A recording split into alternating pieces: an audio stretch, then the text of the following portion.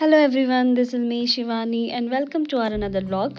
जैसे कि आप सभी को पता है कि हम आए अपनी विंटर वेकेशंस के लिए घर, और हमें लास्ट व्लॉग्स में बहुत कमेंट्स आए थे कि हमें नैना देवी जी के दर्शन भी कराइए। तो चलिए आज लेके चलते हैं आपको नैना देवी जी के दर्शन कराने, जो कि रिवालसर हमारे घर से है 12 किलोमीटर्स के डिस्टेंस पर। तो बीच में हमने कैप्चर किया रिवालसर लेक का बहुत ही प्यारा सा व्यू। तो यहाँ से नैना देवी जी के लिए डिस्टेंस रह जाता है 6 किलोमीटर्स, और राइट साइड वाला रोड चला जाता है दुर्गापुर के लिए। यह मंदिर बिलासपुर के मुख्य श्री नैना देवी जी के मंदिर से अलग है, और ये डिस्ट्रिक्ट मंडी के रिवालसर में सिचुएटेड है। रिवालसर नैना देवी मंदिर से रिलेटेड बहुत सारी स्टोरीज हैं। एक मान्यता के अनुसार कहा जाता है कि 1894 में राजा विजय सेन की आंखों की रोशनी चली गई थी। सपने में माता जी ने उन्हें आदेश दिया कि इस स्थान पर आकर आंखें अर्पित करें, और ऐसा करने के बाद उनकी आंखों की रोशनी वापस आ गई थी, जिसके बाद इस स्थान का नाम श्री नैना देवी जी के नाम से जाना जाता है। नैना देवी जाती बार आपको बीच में कुंतभैरव लेक भी मिलेगी, जिसकी हिस्ट्री रिलेटेड है पांडवा से। कुंतभैरव से रिलेटेड इन्फॉर्मेशन अगर आप जानना चाहते हैं तो हमें कमेंट सेक्शन में बताएं। यहाँ से मंदिर के लिए पैदल रास्ता भी जाता है। थोड़ी ही देर में हम पहुँच गए थे मंदिर, तो चलिए आपको भी दर्शन कराते हैं श्री नैना देवी जी के। आज मंदिर में काफ़ी ज़्यादा भीड़ भी थी, इवन यहाँ पे गाड़ी पार्किंग लगाने की जगह भी नहीं मिल पा रही थी। श्री नैना देवी जी हमारी कुल देवी भी हैं, इसलिए हम जब भी घर आते हैं तो दर्शन के लिए ज़रूर ही आते हैं। प्राचीन काल से ही इस स्थान को देवयल यानी कि देवस्थल के नाम से भी जाना जाता है। इस मंदिर का निर्माण उस कारीगर ने किया था जिसने राजा सूरज सेन के लिए एक दमदमा महल बनाया था। कहा जाता है कि राजा सूरज सेन ने उस कारीगर का दाहिना हाथ काट दिया था ताकि वो कोई ऐसी दूसरी कृति ना बना सके। शारीरिक रूप से असमर्थ होने के बावजूद भी उस कारीगर ने इस मंदिर का निर्माण किया था।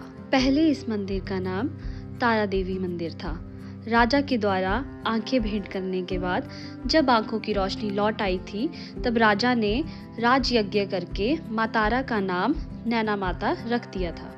कुछ समय पहले मंदिर का जो भवन है वो इतना बड़ा नहीं था, लेकिन अब मंदिर का भवन बहुत ही भव्य और सुंदर बन चुका है। तो लीजिए आप भी दर्शन कीजिए श्री नैना देवी जी के।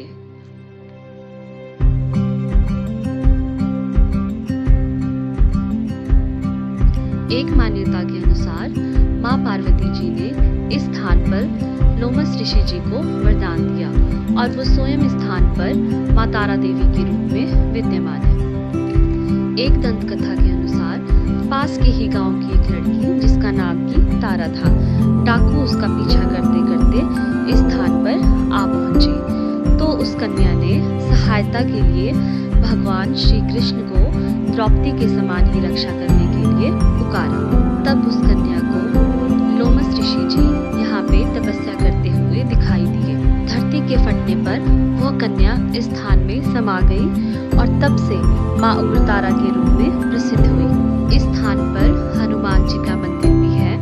आपको यहाँ पे शिव जी के दर्शन भी करने को मिल जाएंगे। श्री नैना देवी जी मंदिर काफी हाइट पे सिचुएटेड है, और हाल ही में यहाँ पे बर्फबारी भी हुई है। यहाँ से आप बल घाटी का नज़ारा भी ले सकते हैं, और पीर पंजाल पर्वत श्रृंखला का नज़ारा भी ले सकते हो। यहाँ पर आपको लंगर की व्यवस्था भी मिल जाएगी।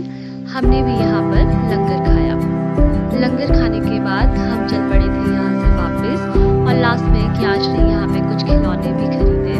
मंदिर के नीचे बहुत सारी गुफाएं भी है। माना जाता है कि गुरु पद्म संभव जी ने यहाँ पे ध्यान लगाया था। यहाँ पर आसपास चट्टानों में तिब्बती भाषा से लिपि लिखी गई हुई है, और चट्टानों को बहुत सारे फ्लैग्स ने घेरा हुआ है। हमने भी यहाँ पे काफी एंजॉय किया, और सनसेट का व्यू भी काफी सुंदर लग रहा था। और इस जगह का नाम है कालासर, जहाँ पे क्रिकेट की ट्रॉफीज का आयोजन भी किया जाता है। आज कियांश ने भी हमारे साथ बहुत एंजॉय किया।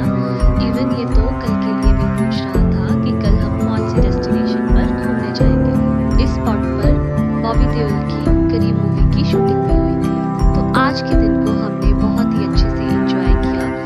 अगर आपको हमारा ब्लॉग अच्छा लगा हो तो प्लीज़ कमेंट सेक्शन में हमें बताएं, और कोई सजेशंस हो तो प्लीज़ हमें कमेंट करके बताएं।